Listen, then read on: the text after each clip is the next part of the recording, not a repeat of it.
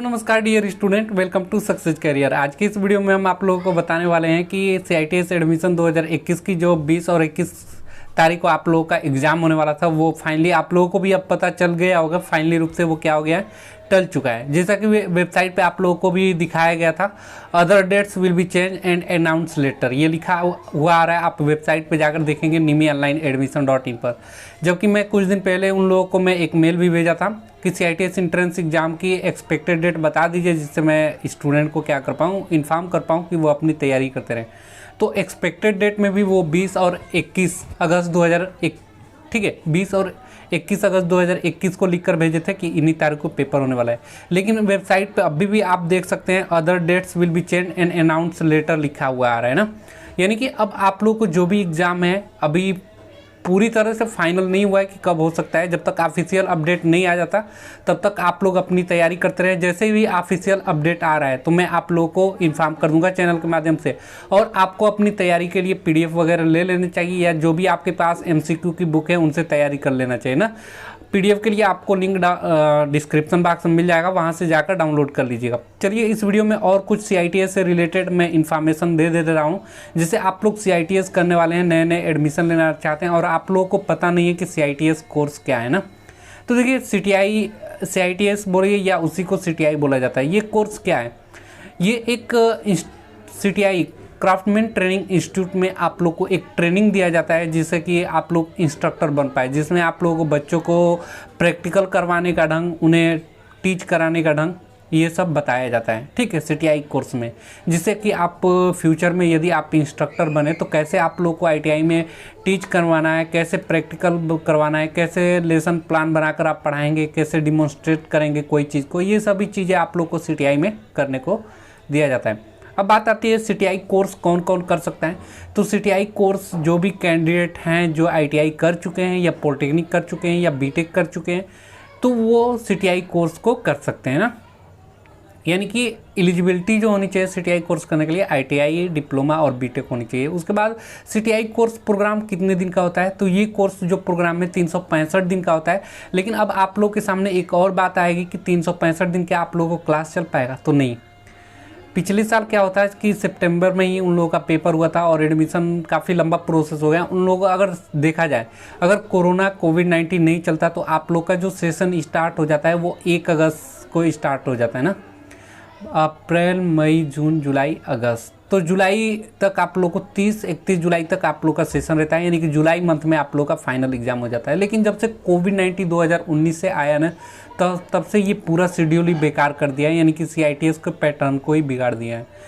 इसी वजह से देखिए पिछले साल भी बहुत से जो डेट हैं, डेट भी चेंज हुए थे। इस साल भी आप लोग को देखने को मिल रहा है कि जो एग्ज़ाम डेट डाला गया था वो भी चेंज हो गया है। मॉक टेस्ट जो नहीं आया अभी तक, एडमिट कार्ड डाउनलोड होने वाला था ये भी नहीं आया। तो जैसे ही अपडेट आ रहा है मैं वो अपडेट आप लोगों को दूंगा।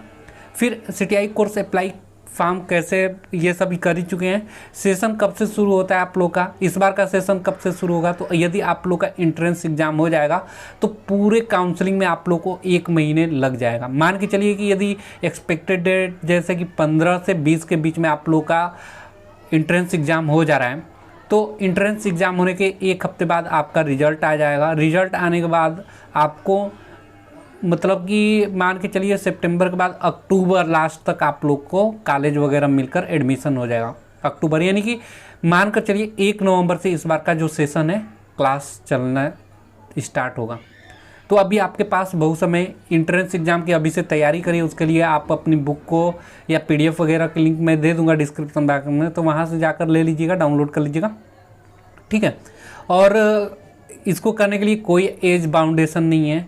इसको करने के बाद आपको फ़ायदा क्या होगा कि आप देखिए, या ITI किए हुए हैं या पॉलिटेक्निक किए हुए हैं या BTech किए हुए हैं, तो सिर्फ आप CTI कोर्स करके एक इंस्ट्रक्टर भी बन सकते हैं। यानी कि आप ITI में एक अनुदेशक बन सकते हैं, या आप पॉलिटेक्निक में एक अनुदेशक के पोस्ट पे भर्ती हो सकते हैं, जिससे आपको फ़ायदा होगा।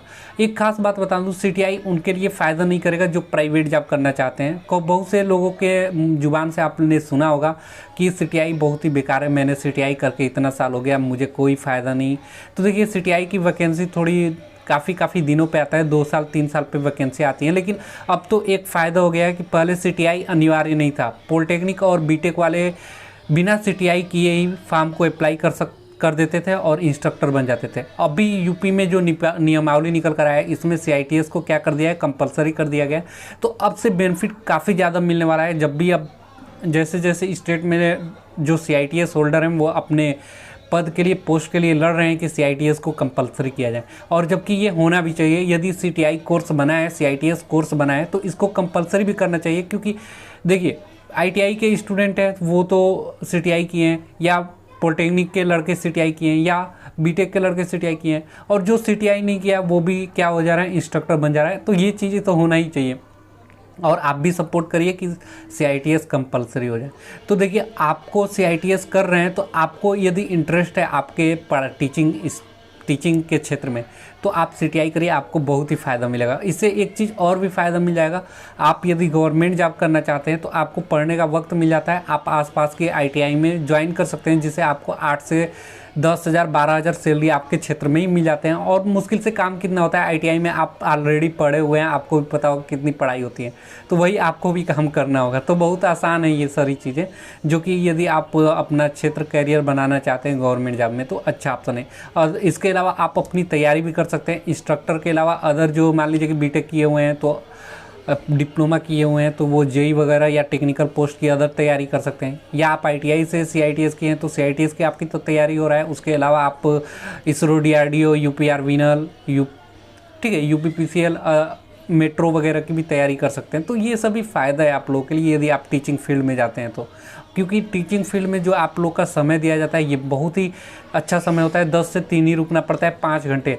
और अगर आप इंडस्ट्री में जाते हैं तो इंडस्ट्री में आपको मुश्किल से 8 से 10 घंटे, किसी इंडस्ट्री में तो 12-12 घंटे वर्क करना पड़ता है। तो क्या बताइए आप वहाँ पे पढ़ाई कर पाएंगे?